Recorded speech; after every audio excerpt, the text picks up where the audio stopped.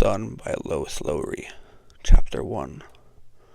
The young girl cringed when they buckled the eyeless leather mask around the upper half of her face and blinded her.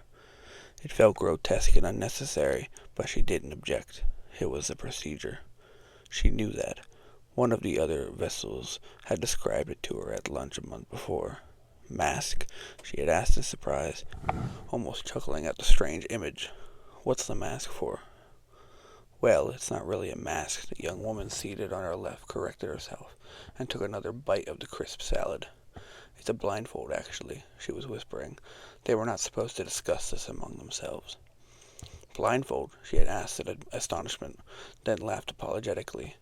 I don't seem to be able to converse, do I? I keep repeating what you say. But, blindfold? Why?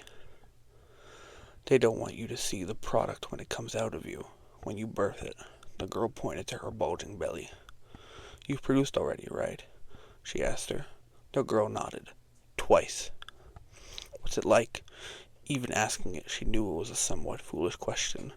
They had had classes, seen diagrams, been given instructions. Still, none of that was the same as hearing it from someone who had already gone through the process. And now that they were already disobeying the restriction about discussing it, well, why not ask? Easier the second time. Didn't hurt as much. When she didn't respond, the girl looked at her quizzically. Has anyone told you it hurts? They said. Discomfort. The other girl gave a sarcastic snort. Discomfort, then, if that's what they want to call it. Not as much discomfort the second time, and it doesn't take as long. Vessels. Vessels! The voice of the matron through the speaker was stern. Monitor your conversations, please. You know the rules. The girl and her companion obediently fell silent then, realizing they had been heard through the microphones embedded in the walls of the dining room. Some of the other girls giggled. They were probably also guilty. There was so little else to talk about. The process, their job, their mission was a thing they had in common. But the conversation shifted after the stern warning.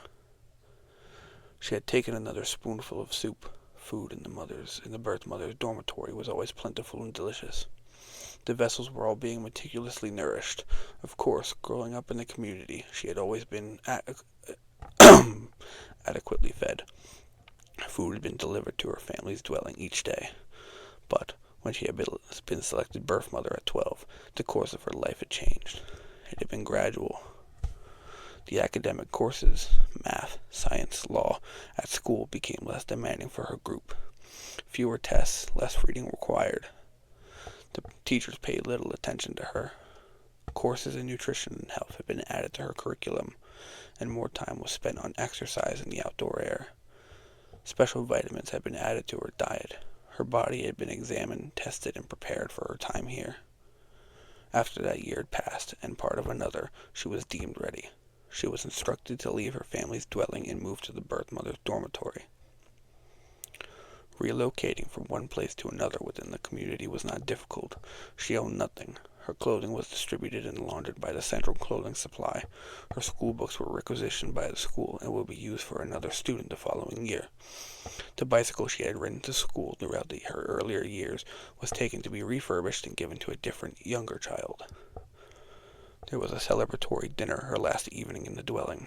Her brother, older by 6 years, has already gone on to his own training in the Department of Law and Justice. They saw him only at public meetings. He had become a stranger.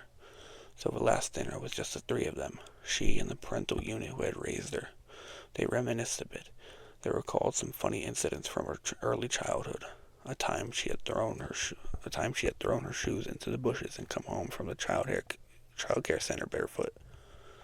There was laughter, and she thanked them for the years of her upbringing. Were you embarrassed when I was selected for birth mother? She asked them. She had, herself, secretly hoped for something more prestigious. At her brother's selection, when she had just been 6, they had all been very proud. Law and justice was reserved for those of especially keen intelligence, but she had not been a top student.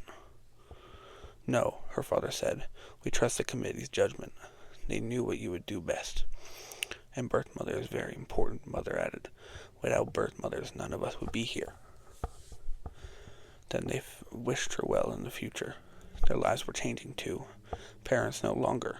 They would move now into the place where childless adults live. The next day, she walked alone to the dormitory attached to the birthing unit and moved into the small bedroom she was assigned. From its window, she could see the school she had attended and the recreation field beyond. In the distance, there was a glimpse of the river that bordered the community. Finally, several weeks later, after she was settled in and beginning to make friends among the other girls, she was called in for insemination. Not knowing what to expect, she had been nervous, but when the procedure was complete, she felt relieved. It had been quick and painless. "Is that all?" she had asked in surprise, rising from the table when the technician gestured that she should.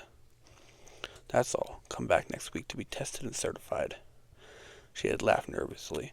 She wished they had explained everything more clearly in the instruction folder they had given her when she was selected. "What does certified mean?" she asked. The worker, putting away the insemination equipment, seemed a little rushed. There were probably others waiting. "Once they're sure it implanted," he explained impatiently, "then you're a certified vessel." "Anything else?" he asked her as he turned to leave. "No. You're free to go then." That all seemed such a short time ago. Now here she was, 9 months later, with the blindfold strapped around her eyes. The discomfort had started some hours before, intermittently. Now it was non-stop. She breathed deeply as they had instructed. It was difficult, blinded like this. Her skin was hot inside the mask. She tried to relax, to breathe in and out, to ignore the discomfort. No, she thought. It is pain. It really is pain.